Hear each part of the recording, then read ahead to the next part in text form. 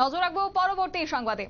আগামী 15 নভেম্বর থেকে শুরু হচ্ছে মহারাস পূর্ণিমা উৎসব এবং কার্যত এই মহারাস পূর্ণিমা উৎসবকে কেন্দ্র করে ব্রহ্মকুণ্ড মেলা আয়োজন করা হয়েছে।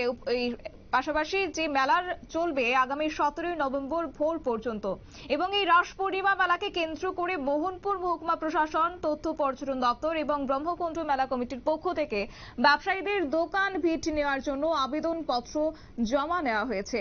11 এবং 12 নভেম্বর রাজ্যে 13 নভেম্বর ব্রহ্মকুণ্ড গ্রাম পঞ্চায়েত অফিসে লটারির মাধ্যমে ভিট বন্টন প্রক্রিয়া চলছে।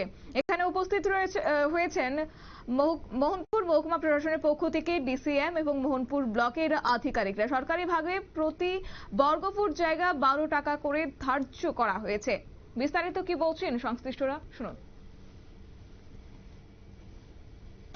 হ্যাঁ, আজকে ব্রহ্মকুণ্ড মেলার এই যে রাস পূর্ণিমা উপলক্ষে এটা আজকে ভিট বন্টন প্রক্রিয়া চলছে। আপনি ডিসিএম হিসাবে এখানে উপস্থিত রয়েছেন, কি বলবেন আজকে এই সময়?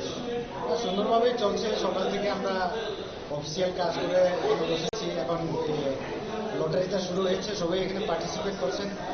ওরা প্রথমেই আগে থেকে ওনাদের কম নেওয়া হয়েছিল, সেই অনুযায়ী রেজিস্টার তৈরি করে এখন লটারি চলছে এবং সুন্দরভাবে চলছে।